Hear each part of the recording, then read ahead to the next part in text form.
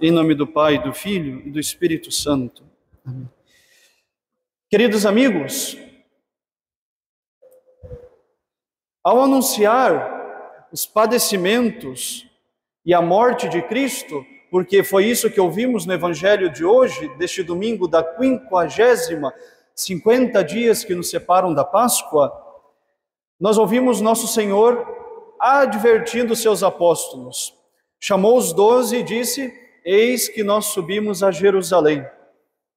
O Filho do Homem será entregue aos homens, será escarnecido, será açoitado, será cuspido, e havendo açoitado, matá-lo-ão, e ao terceiro dia ele ressuscitará. Os apóstolos não entenderam nada, mas Jesus os advertiu: nós estamos subindo, e o Filho do Homem será morto, será humilhado, será morto, ao terceiro dia ressuscitará. Os apóstolos não entenderam nada, mas Jesus sabia o que dizia: eu estou subindo pela última vez para Jerusalém, e lá eu serei morto. E ao nos anunciar tudo aquilo que viria a acontecer com nosso Senhor em Jerusalém, a Santa Igreja coloca um contraste diante dos nossos olhos. Um contraste com este tempo de loucura carnavalesca. De um lado, Jesus açoitado, humilhado, chicotado, cuspido e morto. Do outro lado, os homens furiões que festejam carnaval. Em outras épocas, chamado de carnestolendas, de duas palavras latinas que querem dizer carnes, que significa carne, e tolendos, que significa tolher ou retirar, o carnaval significava a época do ano em que aos poucos se retirava a carne para dar início ao grande tempo de abstinência quaresmal. Neste período que hoje conhecemos por carnaval, nós vemos nas ruas, nos clubes, nas praças, nas famílias, as manifestações de uma alegria ruidosa e pecaminosa. E diante da maior distração popular do ano, a Igreja contrasta a lembrança da maior tristeza da história da humanidade, quando o homem crucificou o seu próprio Deus. O Filho do Homem será entregue aos homens, será escarnecido, será açoitado, será cuspido, será flagelado e será morto. Adentramos a igreja e encontramos o padre com os paramentos roxos da penitência. E saímos ao mundo e encontramos os homens e seus súditos, a alegria frenética e irracional, e a igreja nos convida a nós ao recolhimento, enquanto o mundo nestes dias nos convida ao barulho. Ele será entregue aos gentios, tradetur gentibus, ele será ridicularizado, iludetur. Ao colocar diante dos nossos olhos a imagem do Cristo coroado de espinhos, tendo pendente nos seus ombros uma púrpura, e nesse estado entregue aos gentios, para ser por eles tratado e ridicularizado, a Santa Mãe Igreja quer afastar dos perigos e tentações dessas festas carnavalescas os seus filhos. Festas que são a extensão dos atos pelos quais nosso Senhor Jesus Cristo é debochado, é ofendido, é ultrajado. Os senhores não podem, como cristãos, apoiar de maneira alguma essas festas carnavalescas. Ou os senhores se dizem católicos, ou os senhores se dizem seguidores de Jesus Cristo, ou os senhores se dizem defensores do tempo do carnaval. Não dá, não é possível conciliar o espírito cristão ao espírito moderno do carnaval. Não é possível estar sentado neste banco hoje e de alguma maneira participar das loucuras que os homens fazem nas ruas sem cometer uma ofensa grave a nosso Senhor Jesus Cristo, sem humilhá-lo gravemente, sem debochar e cuspi-lo novamente, como fizeram há 2000 anos atrás os pérfidos judeus. O Evangelho deste dia, além de anunciar que Jesus sobe a Jerusalém, também nos diz que, subindo a Jerusalém, nosso Senhor encontrou um cego em Jericó. Indo para Jerusalém, nosso Senhor encontra um cego.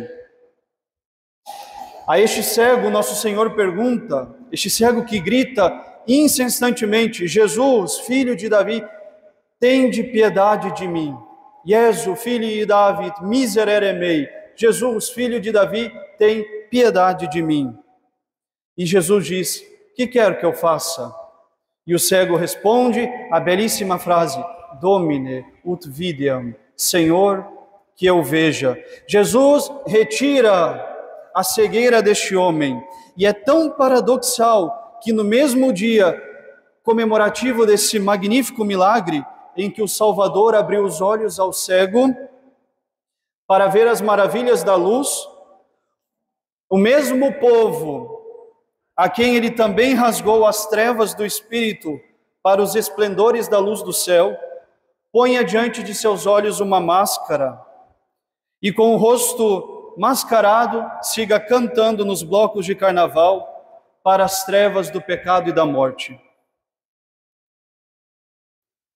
Na verdade, o espírito do mundo, meus amigos, que é sempre um espírito contrário ao Espírito de Deus, o espírito do mundo é sempre contrário ao Espírito de Deus, e esse espírito converte as festividades da igreja, que encerram nelas contínuas e úteis ensinamentos, esse espírito converte as festas da igreja em divertimentos profanos. É o que aconteceu com o domingo, por exemplo, que é o dia do Senhor, e hoje se tornou o dia do homem sem Deus. Se pensa em tudo, na festa, no almoço, nas visitas, no passeio, no descanso, mas já não se pensa mais na missa em primeiro lugar. Eu não venho à missa porque estou muito cansado. O dia do Senhor se tornou o dia do homem sem Deus. Assim também aconteceu com o Carnaval. Carnaval, que em si significa carnes levare, ou afastar a carne, porque era preparação para a quaresma, nesse tempo onde se retirava a carne. Já não é mais, é verdade que o carnaval, ele não é uma festa de origem pagã, como muitos afirmam, mas é uma festa cristã, paganizada pela maldade dos homens. Na cristandade, na sociedade cristã, os dias que antecedem a quarta-feira de cinzas eram popularmente chamados de dias gordos. Sobretudo, o mais famoso dos dias gordos, a quarta-feira gorda, que na maior parte dos costumes e culturas permanece sendo chamada de Mardi Gras, quarta-feira gorda. Nestes 3 dias que antecedem a quarta-feira de cinzas, o bom povo cristão dos tempos passados, que sabia se divertir, preparava comidas especiais, descontraía-se com divertimentos lícitos, numa sóbria despedida destes divertimentos e desta comida, porque iriam iniciar o tempo sacrossanto da rigorosa penitência, e tinham de se submeter à penitência, como nós ainda devemos, durante 40 dias. Então era costume celebrar os dias anteriores, dando a Deus aquilo que nós nos absteríamos durante os 40 dias, o chocolate, a carne e todo tipo de comida. Em muitos lugares essas festas começavam mesmo com a festa do Dia dos Santos Reis, dia 6 de janeiro. Certamente não é crível que o carnaval, entendido dessa maneira, presente no cristianismo, seja uma infiltração pagã dentro da cristandade. A malícia humana e a astúcia do demônio entretanto, transformaram esta festa na tirania do demônio sobre a terra. O carnaval deixou de ser uma festa cristã para tornar-se uma festa pagã, no momento em que as máscaras e as fantasias que nos disfarçavam e nos permitiam fazer o que quiséssemos em bailes e festas, entraram na cultura também cristã. Nesse momento, o carnaval se paganizou. Uma coisa era o carnaval na cristandade, o adeus aos prazeres lícitos. Outra coisa é o que o mundo fez do carnaval. O deboche num baile fantasiado, onde eu posso fazer o que eu quiser. Ninguém me vê, não presto contas a ninguém. Era mesmo costume entre os pagãos, proibido pela Santa Igreja, de que os cristãos participassem desde o ano de 585, com o concílio de Auxerre.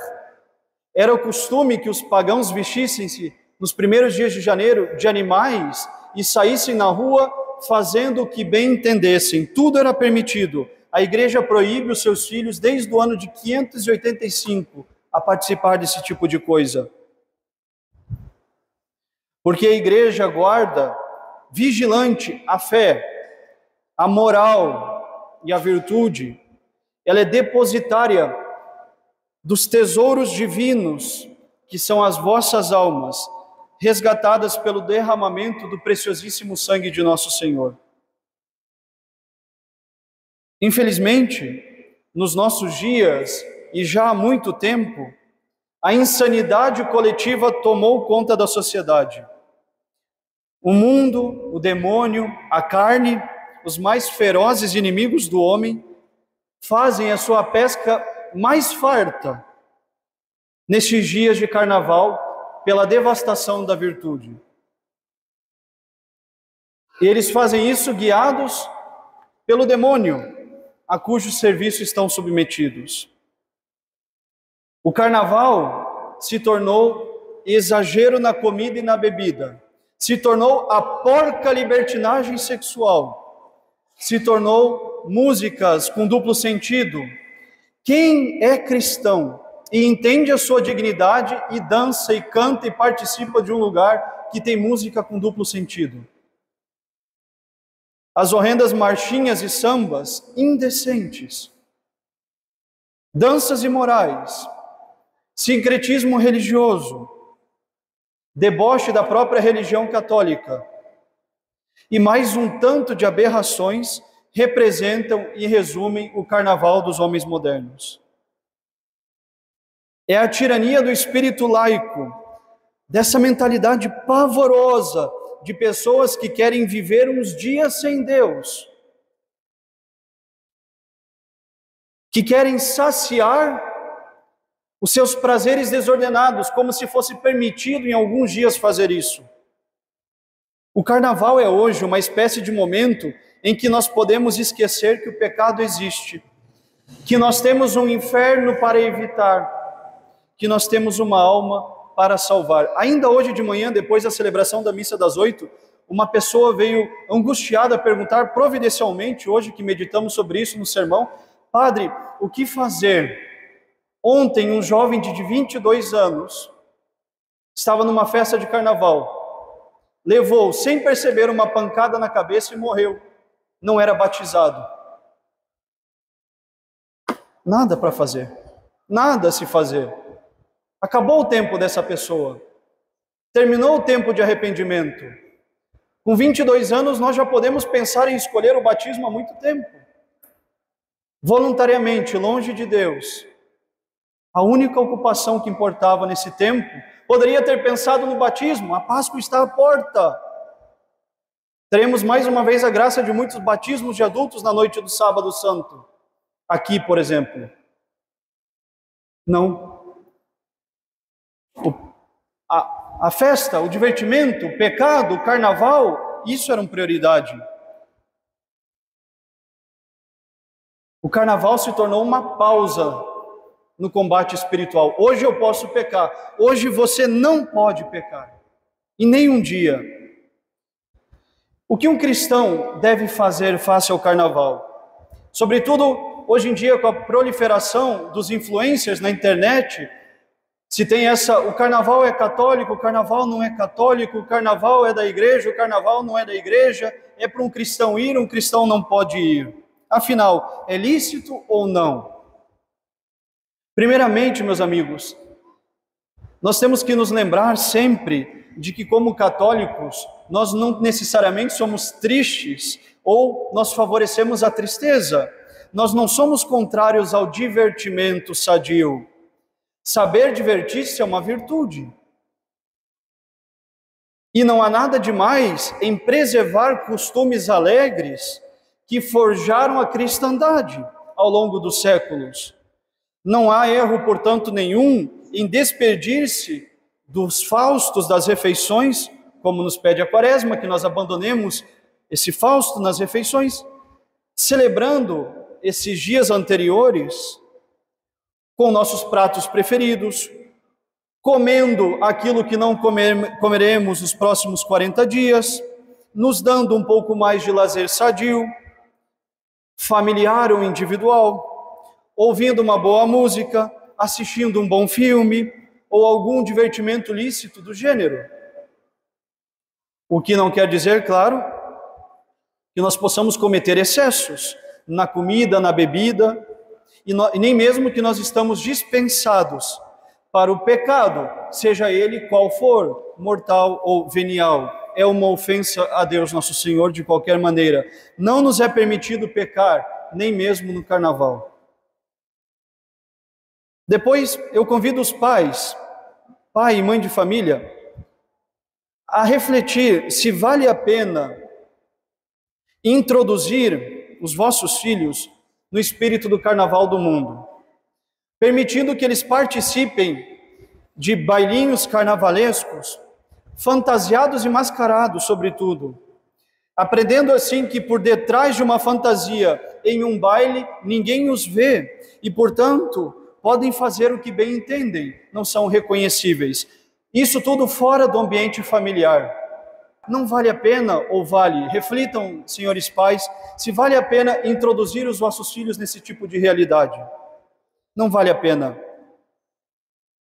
Por que semear esse tipo de raciocínio no coração tão aprendiz de uma criança que ainda não aprendeu a discernir corretamente entre o bem e o mal? Que num ambiente familiar se dê mais tempo à brincadeira, à diversão, permita-se brincadeiras e diversões, que se coma algo do que se gosta, que se faça um pouco mais de descanso, não há problema nenhum. É no ambiente familiar que as crianças precisam aprender o verdadeiro sentido da diversão. É em casa que as crianças precisam aprender o que significa divertir-se bem. E é em casa, meus amigos, que as crianças devem aprender o que é a Quaresma, que o divertimento não é um dogma e nem a coisa mais importante da nossa vida. É em casa que as crianças precisam aprender que existe um momento para se divertir e se recrear e que existe um momento onde nós devemos aprender a fazer sacrifício e penitência. O problema de participar dos festejos do mundo é que, e mesmo esses que não são tão graves, e sobretudo introduzir as crianças nesse ambiente, é que normalmente esses ambientes, eles vão nos lembrar bem o que é o divertimento. E vai parar por aí. Mas e a quarta-feira de cinzas? E a penitência que inicia? Quem vai falar para essa criança? Quem vai ensiná-la sobre a necessidade do sacrifício, da mortificação dali para frente? Outro dia no colégio uma própria criança percebeu, falando dos abusos do tempo do carnaval, uma criança levantou a mão e disse: mas padre, essas pessoas que vão para a rua, certamente não fazem penitência na quarta-feira de cinzas. Uma criança é capaz de perceber isso. Por que incentivá-las a um lugar única e exclusivamente onde só o divertimento? Eu estou falando do tempo do carnaval, isso não se aplica a uma festa de aniversário, a uma reunião familiar. Eu estou falando do sentido do carnaval, por que introduzi-las única e exclusivamente na mentalidade da festa, se esse despedir-se do mundo está ligado à penitência que nós iniciamos na quarta-feira, o dia seguinte? Não é a mesma coisa que uma criança participe fantasiada de uma festa de aniversário, que era uma festa de aniversário das princesas, ela vai de princesa, problema nenhum. Que o menino queira ir de Rei Leão, ou sei lá do que, na sua festa de aniversário, é outros 500. O problema do carnaval é você vestir uma criança assim, é você se vestir assim, e incutir nessa pessoa, nessa criança, ou em você mesmo, ou sei lá em quem, a mentalidade de que por detrás de uma fantasia, numa festa, num baile, porque é esse o sentido desses bailes de carnaval, você pode fazer o que você quiser, você é quem você quiser, ninguém está lhe vendo. Nesse dia, faça o que você quiser fazer. Isso está errado, isso não vem de Deus. E desligar o carnaval da necessidade do sacrifício também está errado, porque o carnaval está ligado à penitência quaresmal. Assim um cristão pode viver bem o carnaval. Se desligar uma coisa da outra, não faz sentido. E mesmo assim, ainda que não seja lícito, ainda que não seja permitido celebrar, eu gostaria de lhes ensinar uma outra coisa, mais importante, meus amigos, e eu termino por aqui, é que tenham os corações voltados para o alto, buscai as coisas do alto. Os senhores ouvem em cada missa, eu vou cantar e vocês vão responder, sursum corda, habemus ad Dominum. Corações ao alto, Ele está no Senhor, nós temos o coração em Deus, o nosso coração está em Deus. Corações ao alto, elevem as mentes, meus amigos, não somente quando olharem a podridão do carnaval, essas pessoas insensatas na rua, na TV, não só quando olharem isso, elevem o coração e digam isso não presta, mas olhem para o prazer lícito e bom da vida também e digam sursum corda, corações ao alto, o nosso coração foi feito para mais do que isso. Percebam esse apego tão mesquinho a prazeres e alegrias tão efêmeras. Há um prazer no alimento, há músicas, dancinhas. De tudo isso, tirem a grande lição, meus caros, o paraíso é muito melhor, o céu é muito melhor, mais vale a vida eterna. A terra parece tão miserável quando nós olhamos para o céu.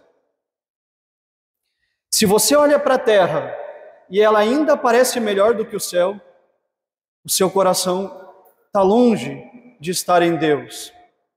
Peça a Deus na missa de hoje, quando você disser, habemus ad Dominum, o nosso coração está em Deus. Quando você rezar isso hoje, peça para que seja verdade. E esse tempo de carnaval é parâmetro para saber onde está o seu coração. Será que um cristão realmente não consegue encontrar as suas delícias e os seus deleites em Deus? Meus amigos, por que escandaliza tanto um padre que fala isso num sermão? Por que brigar tanto para fazer da nossa vida um tempo de diversão? Um caminho folgado? Como se essas diversões, como se o padre estivesse proibindo as diversões. Eu estou falando do tempo do carnaval. Eu não estou sendo rígido nem rigoroso demais. Eu estou lhes ensinando a levantar o coração. E diante disso, por que brigar tanto para defender que um católico pode de alguma maneira sair na rua nesse dia? Como se a rua, a dancinha, a marchinha, a cervejinha fosse a nossa última morada, a nossa verdadeira alegria, o nosso verdadeiro descanso. Esse é o seu? A nossa alegria está em Deus, o nosso coração está no céu. As alegrias deste mundo são efêmeras, são pura ilusão. Não são a nossa verdadeira alegria. Se o nosso coração está em Deus, nós descobrimos, de fato, que ele deve estar bem longe do que este mundo pode propor neste tempo de carnaval. Passa bem um bom carnaval quem não perde a graça de Deus. Vive um bom carnaval quem usa deste tempo para crescer na amizade com Deus. Por isso, embora não sejam ruins, muitas vezes louváveis, e que no ambiente familiar nós nos despeçamos da mesa generosa, não tem nada melhor nesse tempo de carnaval do que um bom recolhimento, um tempo de adoração, orações e proximidade com Deus. Não há mal na despedida sóbria das coisas lícitas, que estarão ausentes no tempo da Quaresma. Este costume começou na igreja, ele formou a cristandade, mas não há mal algum, pelo contrário, todo o nosso bem e a nossa alegria consistem nisso, em elevar até Deus os nossos corações. Quem é você, cristão? É uma alma eleita de Deus. E uma alma eleita de Deus não se sacode nos bailinhos imorais desse mundo, nem faz deles cópias cristãs com certificado de cristão. Você é uma alma resgatada a um preço muito alto para se perder no meio das comilanças e bebedeiras desse mundo. Você é aquele por quem o Filho do Homem disse hoje no Evangelho: subo a Jerusalém, serei açoitado, serei humilhado, serei cuspido, crucificado e morto. Não faça do carnaval um tempo de deboche para com Deus. Domine ut videam, Senhor, que eu veja. Peça a graça de viver e de ver, segundo o exemplo do cego de Jericó. E tenha sempre o seu coração ao alto, sursum corda. Nos ajude a Virgem Maria, ela que é o refúgio dos pecadores. Louvado seja nosso Senhor Jesus Cristo. Doce coração de Maria. Em nome do Pai, do Filho e do Espírito Santo. Amém.